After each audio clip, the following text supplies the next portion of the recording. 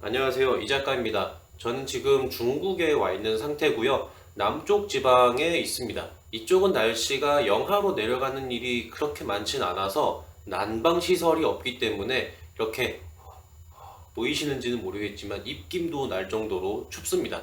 근데 난방이 없어요. 그래서 이런 잠옷 겸 두터운 옷을 입고 이렇게 다니고 있습니다. 사람들이 중국 사람들 다 이렇게 다녀요, 여기서. 자, 그런데 제가 어떻게 이 영상을 유튜브를 통해서 중국에서 올릴 수 있을까요? 저번에 소개해드린 VPN을 통해서 올려드리고 있는 겁니다. 잘 되고 있습니다. 근데 여기 이 집은 인터넷이 워낙 느리고 통신사가 저희 차이나 모바일이어 가지고 굉장히 느려서 좀 답답한데 잘 되긴 잘 됩니다. 뭐 아무튼 오늘 영상은 이 70200 GM 렌즈를 왜 사는지 그거에 대해서 좀 말씀드리려고 합니다. 솔직히 망원 렌즈를 살 때 몇 미리를 사야 될까 좀 고민하시는 분들이 많을 거라고 생각을 해요. 저는 원래 35mm 시그마 그거를 사가지고 했었는데요. 제가 처음 카메라가 A6400이다 보니까 크롬 렌즈 전용 좀 렌즈를 사는 편이었습니다. 시그마 16mm 뭐 그런 것도 쓰기도 했는데 뭐 걔는 망원이 아니니까. 그러던 중에 85mm 렌즈들이 인물 사진이 기가 막히게 나온다고 해가지고 막 찾아보고 어떻게 나오는지 좀 보고 해가지고 이거 진짜 좋다 해서 샀습니다. 샀는데 좀 AF가 좀 버벅인다고 해야 되나요? 원래 소니 카메라를 만약에 산다면 AF 때문에 산다고 해도 과언이 아닌데 이 AF가 좀 뭐라 그래야 되지? 버벅버벅버벅 착각 그런 느낌이라 가지고 영상 촬영에서는 굉장히 좀 쓸 수가 없는 수준의 소음이 있었습니다. 뭐 물론 지금 같은 영상처럼 사람이 고정되어 있어서 MF를 써서 촬영할 수 있는 환경이라면 그게 크게 상관은 없겠지만 보통은 AF를 쓰죠. 뭐 영상에서도 짐벌 촬영에서도 AF가 좋아야 잘 써먹을 수 있으니까요. 근데 이 AF 부분만 뺀다면 기가 막히게 잘 나오긴 했습니다. 정말 잘 나오더라고요. 하지만 저는 이 렌즈를 중고로 처리하고 70-200 GM2 렌즈가 거의 처음 나오자마자 샀던 것 같아요. 우리가 카메라 장비를 하나 둘 들여놓다 보면 더 좋은 거 이것도 사고 싶고 저것도 사고 싶고, 저 같은 경우도 135mm GM 렌즈가 너무너무 사고 싶었거든요. 정말 잘 나오더라고요. 그거는 진짜로. 그래서 고민을 하던 차에 얘가 출시를 마침 하더라고요. 70mm부터 200mm까지 광범위하게 내가 원하는 화각으로 찍을 수 있으니까 굉장히 좋다고 생각을 했고요. 실제로 굉장히 요긴하게 사용하고 있습니다. 근데 굉장히 큰 단점이 있죠.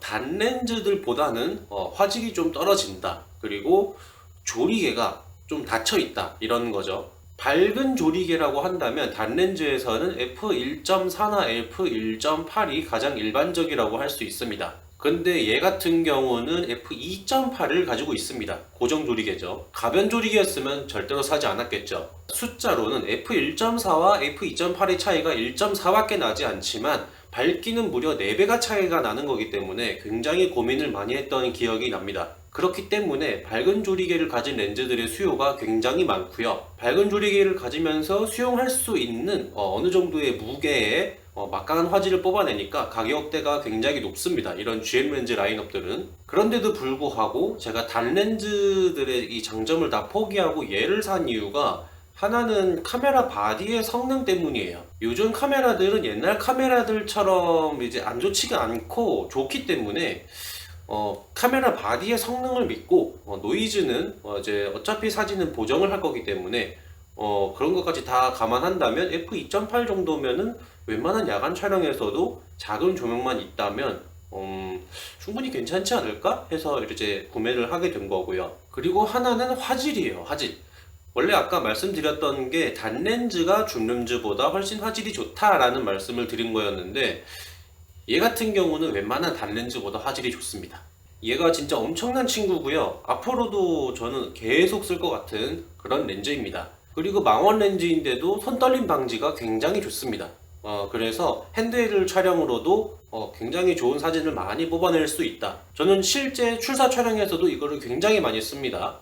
자, 이제 70-200GM2 렌즈의 단점에 대해서 좀 말씀을 드려보고 싶은데, 저는 단점 중에서 편의성 중에 그 가지고 다닐 때 부피, 이 부피에 대해서는 별로 말씀드리고 싶지 않아요. 왜냐하면은 어차피 좋은 사진을 위해서 이걸 산 건데 가지고 다니기 불편해요, 너무 커서 가방에 안 들어가요, 이런 말은 저로 별로 하고 싶지 않습니다.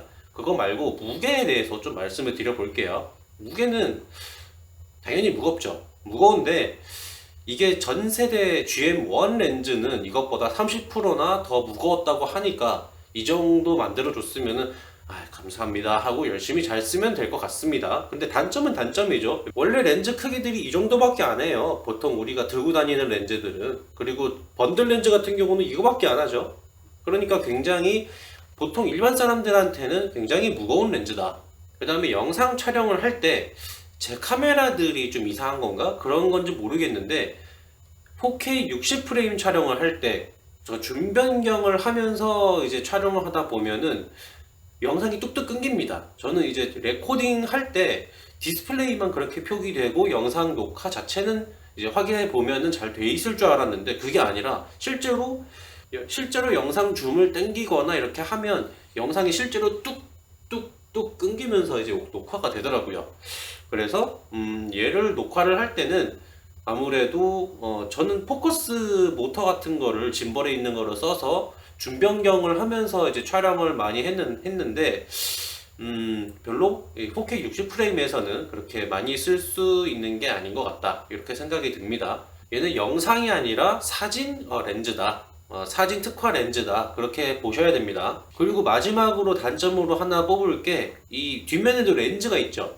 이 렌즈도 오래 쓰다 보면은 더러워져요. 그래서 저는 항상 촬영 전에 블로어로 불어주고 하는 습관을 가지고 있습니다. 이게 너무 습관화돼가지고 좀 귀찮긴 한데 이렇게 불어줘도 안 떨어지는 먼지들이 있을 수 있어요. 그럴 때는 어떻게 해야 돼요? 너무 오래 안 닦았으면 닦아야 되는데 이게 굉장히 좀 깊숙이 있어요. 렌즈가 굉장히 깊숙이 있어가지고 이거를 닦기가 굉장히 힘듭니다.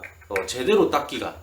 아무리 클리너를 좀 쓴다고 하더라도 저는 사이즈 렌즈 닦을 때 쓰는 그 한 박스로 되어 있는 그 클리너 있죠? 그거를 쓰고 있는데 걔를 써도 좀 잘 닦이지 않는 그런 느낌이 많이 들어요. 느낌이 아니라 그렇게 보여요. 이렇게 좀 뭐라 해야 되지? 이 렌즈가 이렇게 원래는 이렇게 돼 있잖아요. 이렇게 넓은 면적은 닦기가 굉장히 이렇게 해서 물결 무늬도 안 나게 닦을 수가 있는데 아무리 그 클리너를 써도 얘는 그 물자국이 좀 약간 보이더라고요. 그래서 닦는데 굉장히 시간이 많이 걸리고 닦기가 힘듭니다. 그래서 도구가 필요해요. 이 좁은 곳에서도 잘 닦을 수 있는 그런 도구. 저는 뭐 면봉 같은 거를 쓸 때도 있고 그런데 아무튼 이 관리 부분이 뒷면에 좀 힘들다, 귀찮다, 그런 말씀을 드리고 싶습니다. 그리고 저번에 소니에서 300mm 단렌즈가 나왔죠. GM.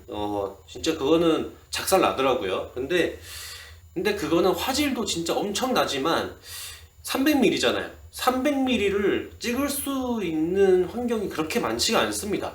300mm면 얘가 200mm잖아요. 최대. 얘의 반을 더 볼 수 있는 거고 이게 화각이 200mm면은 여기서 더 멀어지면 멀어질수록 더 망원이 되기 때문에 굉장히 찍는데 난이도가 굉장히 높습니다. 그렇기 때문에 300mm를 구매하셔서 하는 것보다는 70-200을 써가지고 70mm부터 좀 광범위하게 줌으로 조절하면서 쓰시는 게 훨씬 더 난이도가 낮다.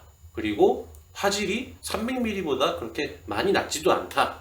만약에 여러분이 진짜로 진지하게 여기다가 투자를 할 생각이 있으셔가지고 렌즈를 고르고 계신 중이라면은 저 같은 경우는 35mm 그리고 그냥 곧바로 저는 이거를 추천드릴까 해요.